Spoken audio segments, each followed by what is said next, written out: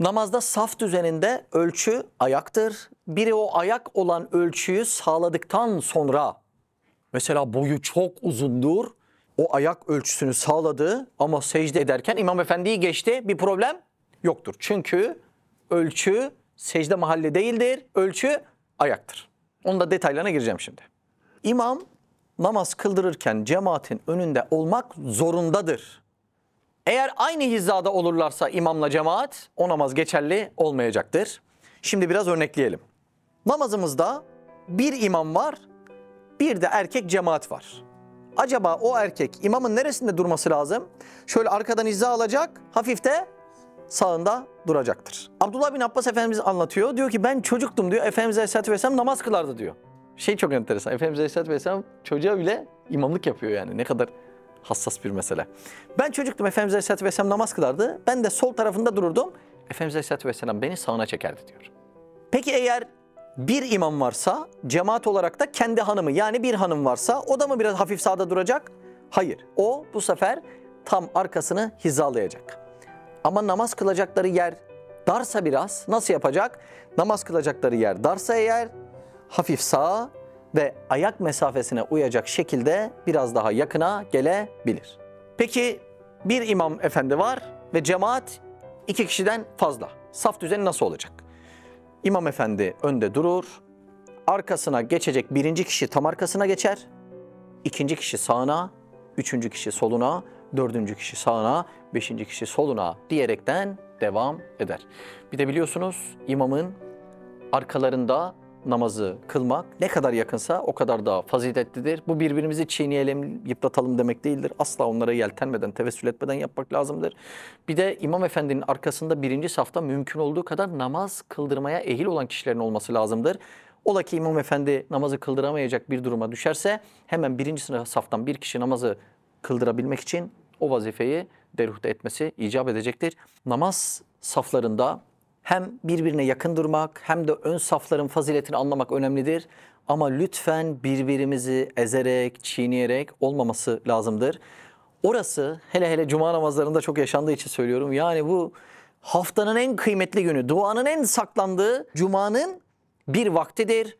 Oraya en güzel kıyafetle, en güzel kokularla, en güzel taranmış saçlarla, en böyle güzel bir şekilde gitmek, hiç kimseyi incitmemek, bu noktalara çok hassas davranmak lazımdır. Biraz bu hassasiyetimizi yitirdik, inşallah tekrar kazanırız.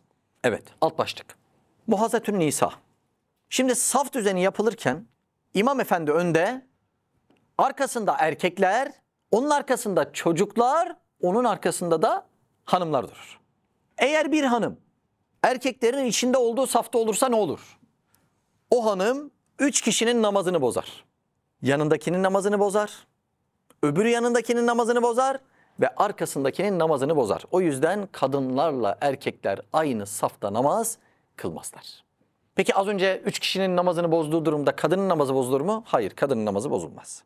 Ama tabii o kadar kişiyi yıprattığından dolayı da onun kalitesine bir zarar gelir değil mi? Evet. Peki herkes bireysel namaz kılıyor. Mesela evdesin, hanımın namaz kılacak, sen namaz kılacaksın. Münferit namaz kılıyorsunuz, bireysel namaz kılıyorsunuz. O esnada da sen bireysel namaz kılarken buradasın, hanımın da ön taraflarda. Namazına bir zarar gelir mi? Hayır. Münferit namazlarda bu şekilde namaza zarar gelmez. Ama cemaat namazlarda kadınla erkek aynı safta duramazlar. Alt başlık mekan. Cemaat namazlarda aynı mekanda olmak şarttır. Ama bazen ikinci kat oluyor, bir galeri boşluğu oluyor. Cemaatin bir kısmı orada oluyor. O yine aynı mekan sayılır. Hiçbir problem yoktur. Peki şöyle bir şey olsa. Mesela Burak Baba sizinle aynı apartmandayız. Sen 4. kattasın. Ben de 1. kattayım. Hoparlör sisteminde kurmuşuz. Sizin meslek zaten değil mi? Elektronik teknoloji. Sen 4. katta imamlık yapacaksın. Ben 1. kattayım. Bu olur mu? Olmaz çünkü o aynı mekan sayılmaz. Anlaşıldı mı? Evet. Alt başlık. Bir kadın yabancı erkeklerin bulunduğu bir mekanda namaz kılabilir mi? Namazın sıhhat şartlarında kadınlar için yabancı erkeklerin olmadığı bir yer şartı yoktur. O yüzden bu şekilde bir namaz kılınabilir ama mümkün olduğu kadar kapalılığı tesis edebileceği yerleri seçseler ne kadar güzel olur.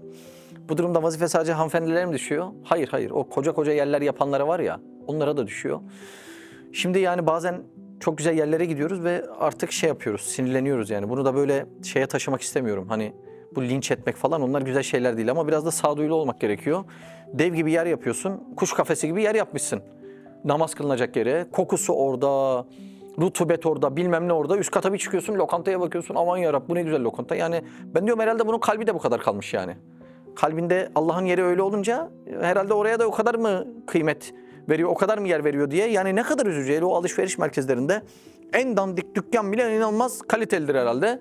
Namaz kılacak yeri zaten ara ara hadi bulursan ne güzel. Hadi buldun diyelim.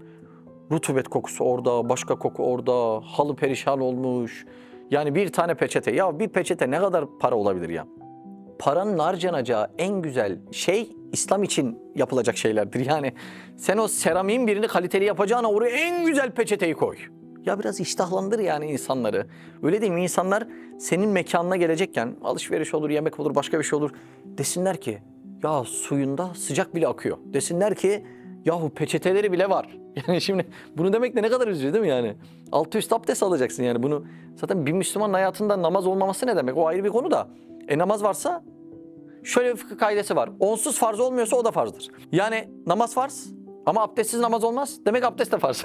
Yani farz zaten yani. Bir abdest almama ihtimali var bir Müslümanın. Ya yapsan şöyle güzel güzel yerler. Çok üzücü ya, çok üzücü yani. İşte yüzdelik dilime baktığında şu kadar Müslümanız, bu kadar Müslümanız falan. Buralar üzücü. Evet.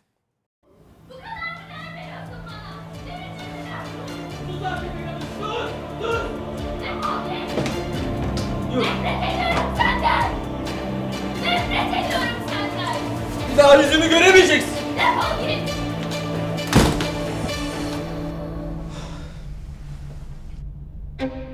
Onlar bazı sırları bilseydi böyle olmazdı. Mehmet Yıldız'ın kaleminden Mutlu Evliliğin Sırları şimdi kitapyurdu.com'da.